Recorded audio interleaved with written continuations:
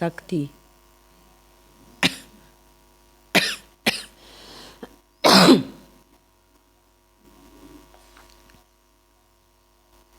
जो भोग मिटा, विषया शक्ति मिटा देने से भोग दिए बिना रहे हुए पूर्व के शुभाशुभ कर्म रूप मध्य संचित निर्बल होकर देह धराने की शक्ति नहीं रहती, सर्वथा हीन हो जाते।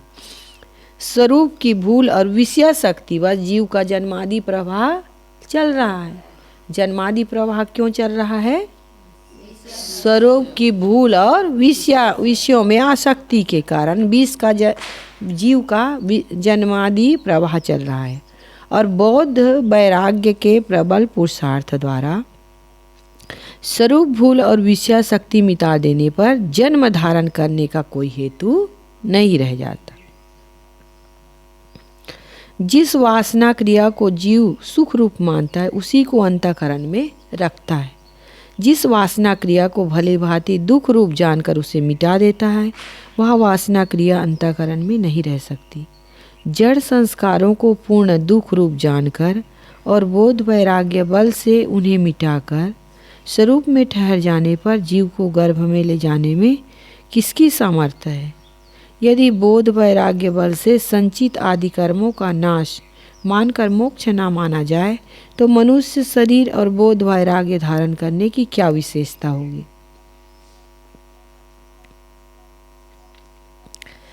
शरीर छूटते समय पूर्व के शुभाशुभ रूप संचितों का जीव से मेल कराने वाला और पुनः गर्भ में ले जाने वाला जो आज का विषय शक्ति एवं राग रूप क्रियामान कर्म था, उसको बोध वैराग्य द्वारा प्रथम ही नष्ट हो जाने से अपने चेतन स्वरूप के अतिरिक्त कहीं दृश्य जगत में लक्ष्य प्रियता न होने से शरीर छूटते समय बोधनिष्ठ पुरुष का पुनः गर्भ में जाने का कोई हेतु ही नहीं है।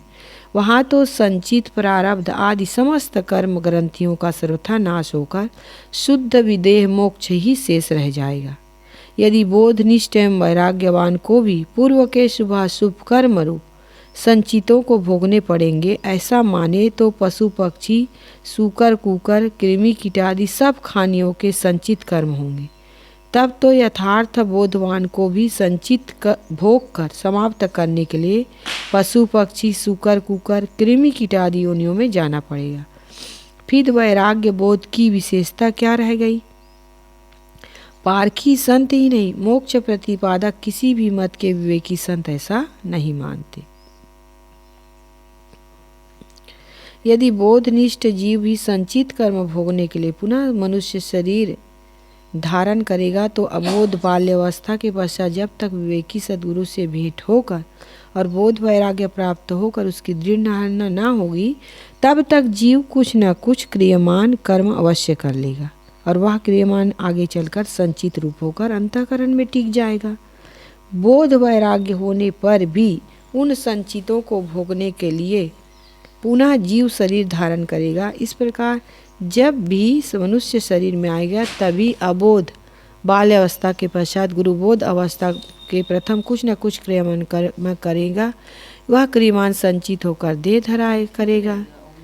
फिर इस मान्यता से मोक्ष मानना ही असिद्ध हो जाएगा।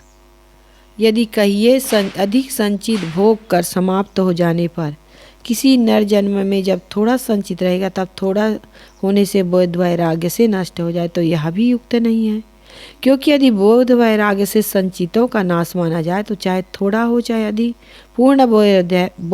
पूर्ण बोध वैराग्य से सबका नाश माना जाएगा। चाहे कम अंधकार हो चाहे अधिक, सूर्य उगने पर सबका नाश हो जाएगा। जड़ कर्म अंधकार मात्र होने से बोध वैराग्य रूप सूर्योदय के सामने कैसे रह सकते? यदि कहिए जैसे 3 लकड़ियां सूखी रहती है तो उनमें एक लकड़ी गीली भी रहे तो अग्नि द्वारा जल जाएगी।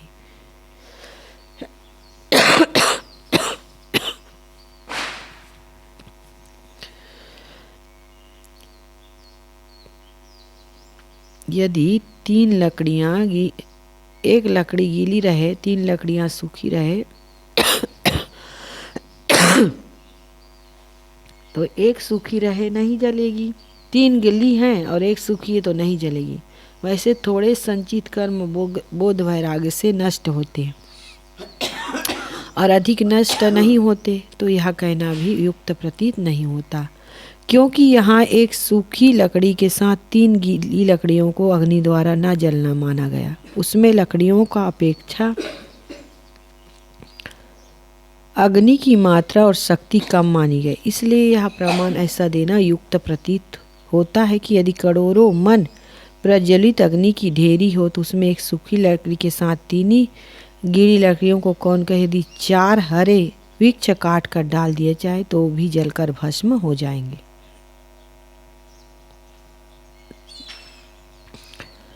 असंख्य संचित कर्म प्रबल बोध वैराग्य के सम्मुख 4 लकड़ी से भी कम शक्ति वाले हैं, क्योंकि दृढ़ वैराग्य तो एकदम कम है साहेब, कम में करे रहते। कैसे हो गए साहेब, एक का रंग बने हमारे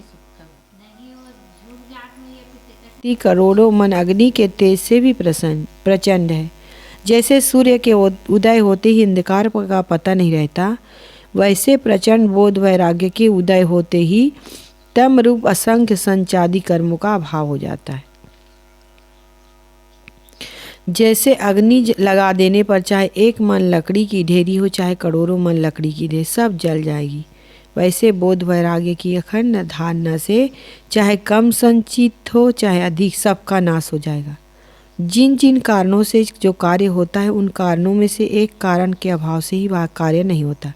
जैसे कुम्हार मिट्टी, चक्र और डंडा से घड़ा बनता है, इन्हीं कारणों से मिट्टी, चक्र आदि किसी कारण का अभाव हो जाए तो घड़ा रूप कार्य नहीं बनेगा। वैसे अबोध, राग, क्रियमान कर्म, पूर्व शुभाशुभ संचित कर्मों को मिलाकर पुनः जीव का देह धरना होता है।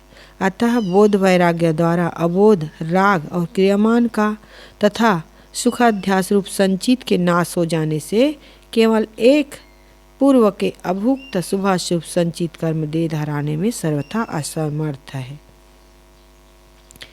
जैसे कुम्हार क्या बनाता है, घड़ा बनाता है, तो क्या क्या चाहिए, मिट्टी, चक्र, डंडा से क्या बनाता है, घड़ा बनाता है। और एक चीज ना हो, अभाव जाए तो वो घड़ा नहीं बन सकता। वैसे अबोध, राग, क्रियमान कर्म और पूर्व शुभ अशुभ संचित कर्मों को मिलाकर क्या होता है, पुनः शरीर धारण करता है। लेकिन इसमें से एक का अतः बोध वैराग्य द्वारा अबोध, राग, क्रियमान या सुखाध्यास रूप संचित का नाश हो जाने से एक पूर्व के अभुक्त शुभाशुभ संचित देह धरने में सर्वथा असमर्थ है। अब कुछ प्राप्त वक्ताओं के प्रमाण द्वारा बोधवान के संचित नाश विषयक सिद्धांत पुष्ट किया जाता। अब की बार जो हो चुका कहें कबीर ताकि पूरी ना। सदगुरु श्री पूरन साहब इसकी टीका करते हुए लिखते हैं कि अब की बार जो सर्व फंदन को परख ले, चुकाव छुटकारा हो जाए, पारक स्थिति हो जाए। गुरु कहते हैं कि ताकि नर देव को पूरा दाम, और दुख से तभी बाँचियो जब सकलो जर जाए। इसकी टीका में आप लिखते हैं कि जब ब्रह्म जगत आदि विरह जर के नाश हो जाए, के ज्ञान प्रताप से पारक पद की प्राप्ति होए, तब दुख से बचे। आपने यह कभी नहीं कहा कि बोधवान के संचित भोग कर समाप्त होने के उपरांत वे मुक्त होंगे, बल्कि आप प्रत्यक्ष पुरुषार्थ पर जोर देते होते कहते हैं सर्व फंदन को परख ले, पारक स्थिति हो जाए, सब विरह आसक्ति ज्ञान के प्रताप से नाश हो जाए, उसका दुख छूटेगा। यह बात सदगुरु कबीर साहब द्वारा स्पष्ट की हो गई है। उन्होंने यहाँ नहीं कहा कि दुख से तभी बाँचियो जब सबको भोग सिराए। क्या कहा है, जब सकलो जरी जाए। भोग के सिराना नहीं कहा है, जर जाना, बल्कि उन्होंने कहा क्या, दुख से तभी बाँचियो जब सकलो जरी जाए। जो कर्म भोग कर खत्म होगा उसे समाप्त होना या सिराए जाना कहा जाएगा, जल जाना कदापि नहीं कहा जाएगा। और जो कर्म बोध वैराग्य से नष्ट होगा उसी को जल जाना माना जाएगा। अतएव जरी जाए का अर्थ है भोग कर समाप्त होना, करना उचित नहीं है।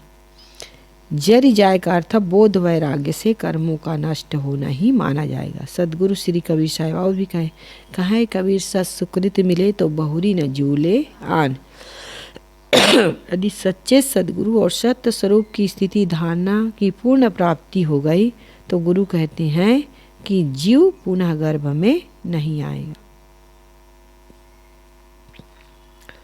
और भी कहा है, तौ लो तारा जगमगे ज्यों लो उगे न सूर, और तौ लो जीव कर्म वश डोले ज्यों लो ज्ञान न पूर।